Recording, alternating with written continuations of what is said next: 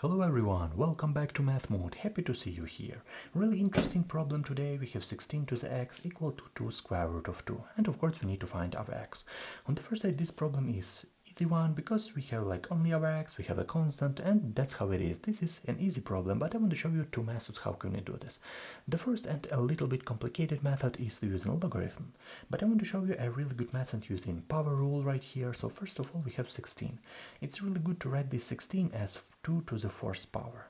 So 2 to the fourth power and raised to the power x equal to 2 times 2 to the power 1/2. So I hope you understand this moment. So this square root sign, this is really good to write as 2 to the power 1/2.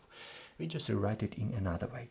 And right now, take a look closely. We have two really interesting rules right here. The first rule, if you look to this case, we have a to the power x raised to the power y.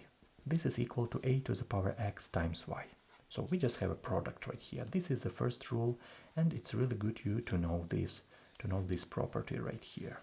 Okay, and the second really important rule right here. So we have same base, we have 2 and 2. So if we have a to the power x times a to the power y, we can write it as a to the power x plus y. Okay, same base, and right here we have more over 1, so we can easily apply these two rules in our case right here. So this is second rule right here. Firstly, 2 to the power 4x on the left equal to 2 to the power 1 plus 1/2 equal to 3/2. And this is why this method is really good, because we have a simple equation. We have 4x equal to 3/2 right here, and we can easily solve it. We have right here 4x equal to 3/2, and you can easily write that your x equal to 3 over 8. This is our final answer. This is the first method, and I like this method more than logarithm because right here this is really good to learn and to remember a lot of really interesting rules. We have the first rule, second rule, and a little bit information about the square root sign, so I like this method more.